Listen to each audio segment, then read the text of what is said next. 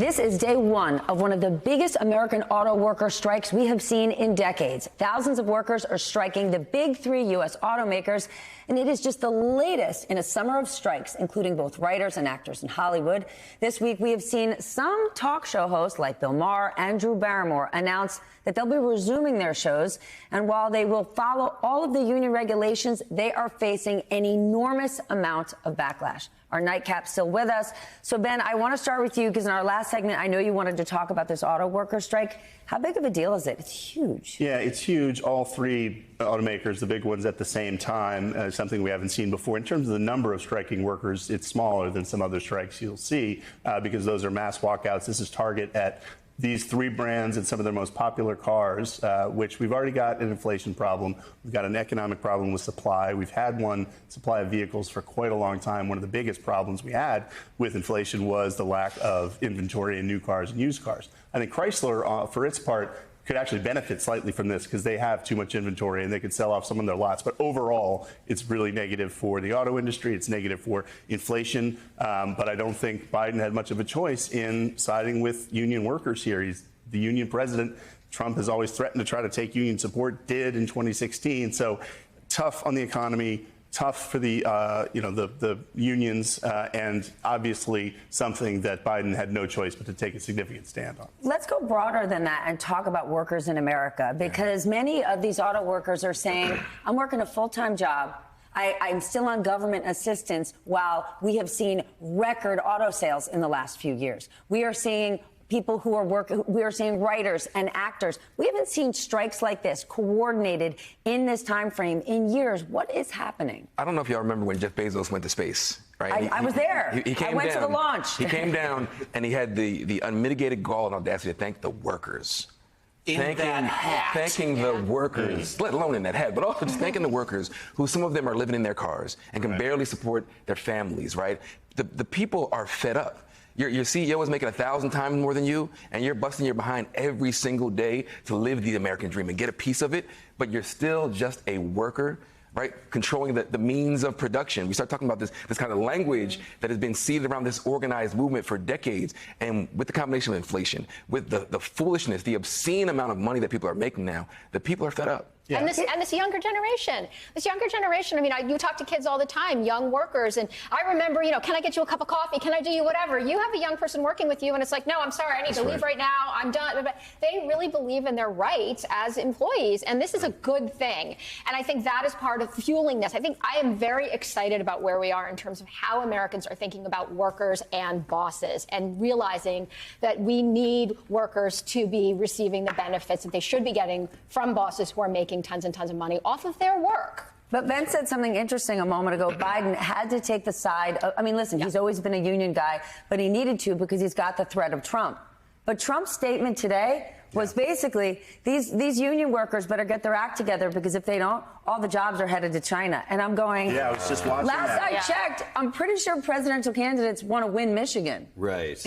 Yeah, Biden wouldn't be in the White House without it, and Trump wouldn't have won without it. It did strike me as unusual for Trump to be that aggressive. He did try to parse it. He then said it's the union bosses who are letting down the rank and file. His play with unions has always been, forget about what the union bosses say. And in this case, someone who's a slightly controversial union boss, it's really the rank and file. So and he's going to try to reach out to them, in and 2016. It was the first time you saw rank and file union members. Michigan, that's how Hillary Clinton lost and Donald Trump won the White House. Was, the number of reasons.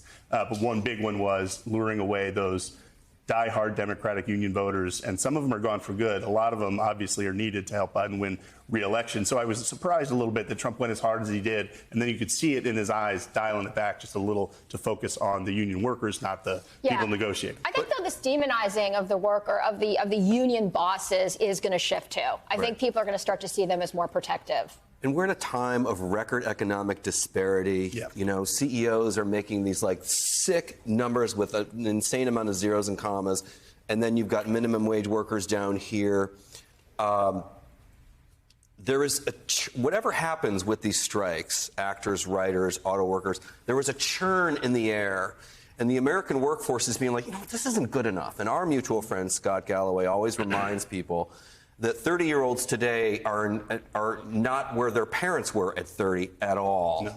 you know? However, even though workers are unionizing and they are demanding more, there is a scary tipping point, right? Where you've got writers now that haven't worked for months. Yeah. It was actually Scott Galloway who said when the writer strike started, he said, you might have some CEOs making a ton of money, but there are portions of these industries that aren't doing well.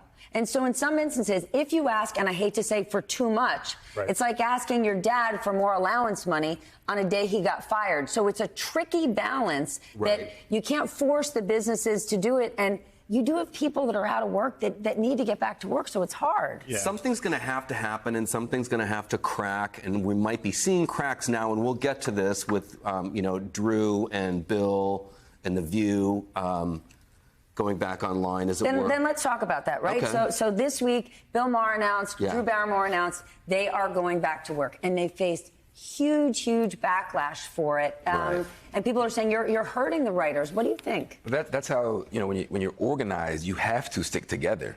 If you show any weakness, if there are any chinks in the army, the oppressor, whoever that is, will take full advantage of that. And then we're in this space where we're talking about the meanness of politics, the meanness of business. The article that came out saying, like, wait until they start losing their apartments and their houses. They'll crumble. Yeah. They'll crumble. That's sick. They'll crumble. It is sick. It's a sickness. And this time, unlike previous strikes, big business is thinking we have technology on our side. Yeah. We have AI, but it's not there yet. And we but can what do also you make think- very cheap content that doesn't require. We also have writers a and fall season starting where networks don't have any new stuff. They Yes. don't. However, And no writers guess for Bill what? Maher. They've got reality TV that they can keep pumping out all day. That's but right. what do you think of the argument that Bill Maher did make? Yeah. That said there's a bigger ecosystem than just the writers. We have other employees down the line. Yeah. What do you think of that? I think you can make the argument that it's a cop-out, that it's an excuse for breaking rank and file. I think you can also, buy elements of that argument. There are people who are not affected by, are not writers and not writing all the, scripts and everything, who are impacted, whose lives are hurt, who need their jobs, who need to come to work and need to put food on the table. I'm sure he would like to get back, behind the desk and do what he does. So would Drew Barrymore.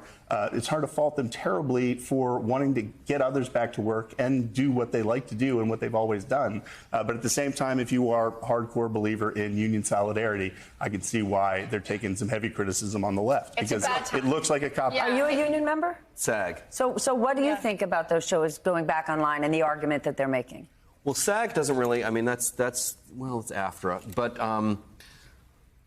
look, I think Drew is technically and Bill they're technically in the right to do it, but as we've been saying, it's just a bad look. You know what I mean? Bill's a writer. He's a comedian and a writer. He spends time in that writer's room, and they're loyal to him. They've been there a long time. And Drew is an actress. This is not a good look. And it was a Right. bad time. Timing's really Yeah. bad. I mean, they've been striking for 6 months. This is when they're really wringing the neck of Right. those And networks. also, Exactly. Right? These super wealthy, to do, like your Bill Maher's, could help out his staff by cutting a personal check. Well, I think he said he did that. In the statement, there's something about I personally helped them. As I think- he should. As he should. No, I'm not saying he shouldn't, but I think you make an excellent It's a point bad time for when you say that. stabbing, And the yeah. timing, because it is going to pinch in the fall. It is going to pinch Mm-hmm. when people eventually somehow get sick of my blind girlfriend's islands, whatever. There's only so many Scandavals to watch on Bravo. Precisely. Okay, then my So last people get jump sick of it. ball So why question. jump now? Why not wait? The writers have those jobs for a reason, because they are creating the content Yeah. for these shows. Are these shows running a big risk here, saying, well, guess what? We're going back online.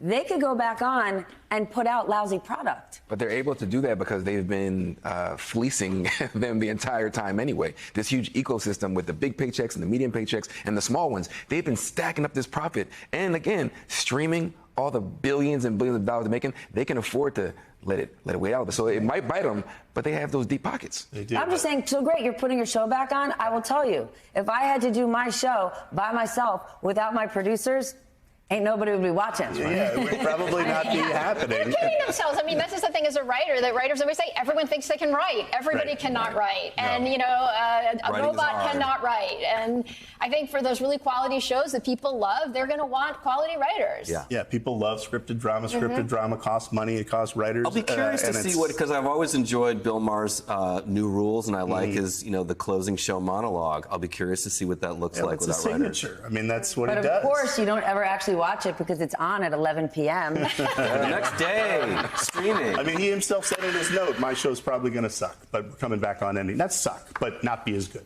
he said. He admitted that, and it won't be.